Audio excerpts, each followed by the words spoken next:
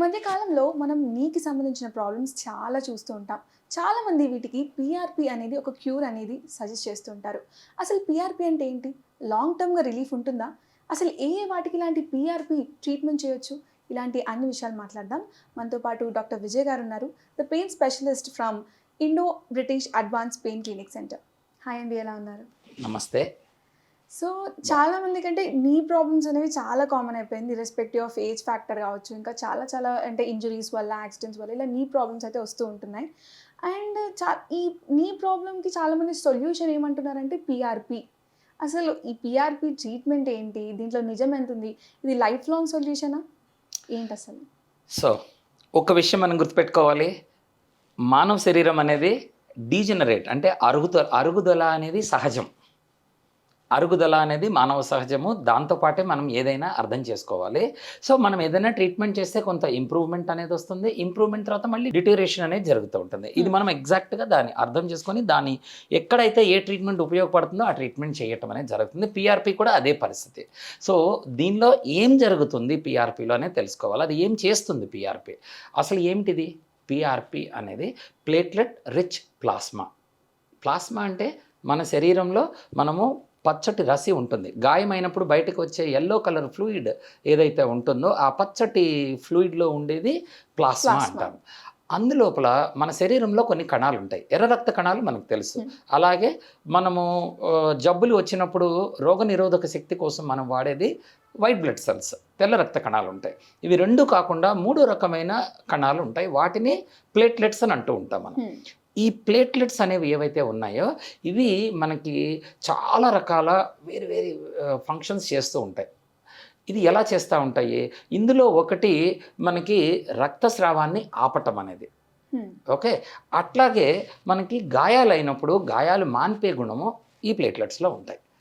అంటే ఈ ప్లేట్లెట్స్ లోపల ఒక చిన్న చిన్న గుళికలు లాంటి పదార్థాలు ఉంటాయి. ఆ పదార్థాల్లో ఉండేవి గ్రోత్ ఫ్యాక్టర్స్ అనేవి.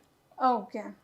ఈ గ్రోత్ అనేది మనకి రీగ్రోత్ అనేది జరగటానికి కావాల్సిన గ్రోత్ ఫ్యాక్టర్స్ అందులో ఉంటాయి. ప్లేట్లెట్స్ అందిస్తుంటాయి. అవి ప్లేట్లెట్స్ లోపల ఉండే సన్న గుళికల్లో ఉంటాయి. ఆల్ఫా గ్రాన్యూల్స్ అంటాం వాటిని.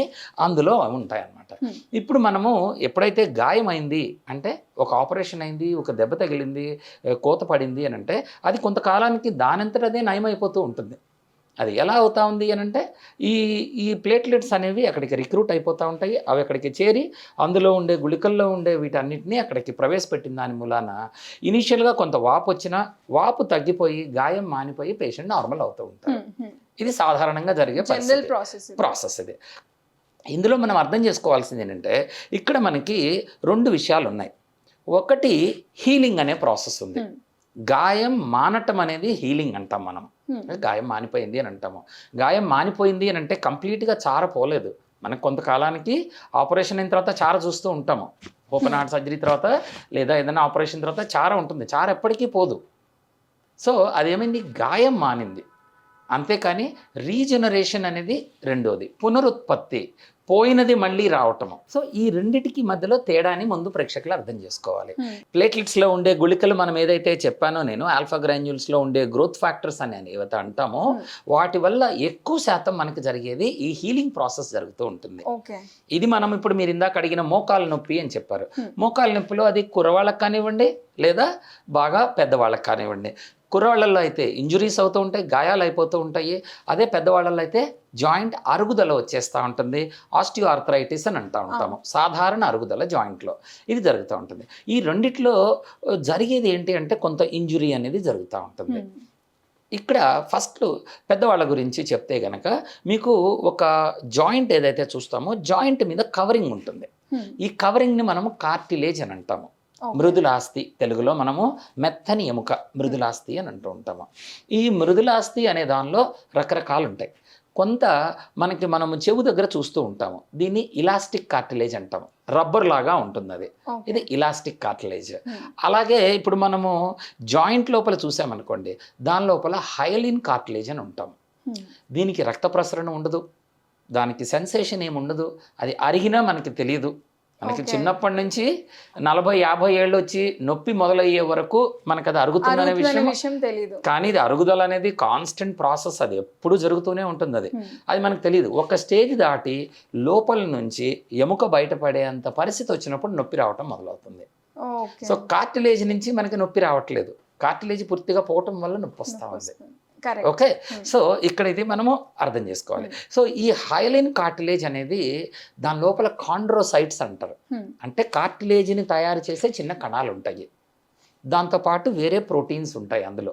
ఇప్పుడు ఇవి ఏవైతే ఉన్నాయో ఈ హైలైన్ కార్టిలేజ్ని మళ్ళీ మనం వెనక్కి తెచ్చుకోవటం చాలా కష్టం. ఓకే. చాలా చాలా కష్టం హైలైన్ కార్టిలేజ్ని. అయితే ఎప్పుడైతే మనకి గాయమైందో, మనకి ఎలా అయితే చారా వస్తుందో, స్కార్ టిష్యూ అంటాం మనం, స్కార్స్ పడతా ఉంటాయి, మొహం మీద గాయాలైనా పింపుల్స్ Scars వచ్చినా వస్తాయి. స్కార్స్ అనేవి పడుతూ ఉంటాయి. ఇదే మాదిరిగా జాయింట్లో కూడా కార్టిలేజ్, హైలైన్ కార్టిలేజ్ అనేది కరిగిపోయిన తర్వాత ఆ ఏరియాలో మనకి పుండు పడుతుంది. అక్కడ ఆ పుండు మీద మనము నిలబడినప్పుడు ఆ ప్రెషర్కి మనకి చాలా నొప్పి వస్తూ ఉంటుంది. అయితే గాయం మానినప్పుడు ఈ హైలైన్ కార్టిలేజ్ గ్యాప్ బదులు అక్కడ ఫైబ్రస్ కార్టిలేజ్ వస్తుంది. అంటే ఇలా ఏదైతే స్కార్ టిష్యూ ఉందో అదే మాదిరిగా కొత్త రకం కార్టిలేజ్ వస్తుంది. అది వచ్చినప్పటికి కూడా మనకి చాలా వరకు పెయిన్ రిలీఫ్ అనేది చూస్తూ ఉంటాం మనం. ఓకే.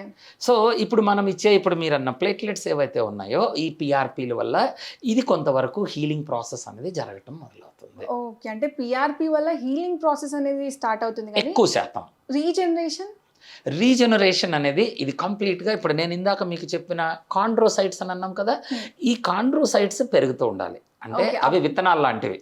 అవి ఇప్పుడు మనము పొలంలో మనం ఎలా అయితే విత్తనాలు వేస్తే కొత్త మొలకలు వస్తూ ఉంటాయో, అది మొత్తము పొలం అంతా కవర్ అయిపోతూ ఉంటాయో, అదే మాదిరిగా ఇప్పుడు మనం జాయింట్ ఏదైతే కరిగిపోతా ఉందో, ఈ కరిగిపోతున్న దగ్గర మొత్తం సడన్గా మనం గ్రోత్ ఫ్యాక్టర్స్ ఇవ్వగాలని అంతా కార్టిలేజ్ వచ్చి నార్మల్గా అయిపోయి క్లోజ్ అయిపోవటం అనే అంతా ఎక్స్పెక్ట్ చేయకూడదు.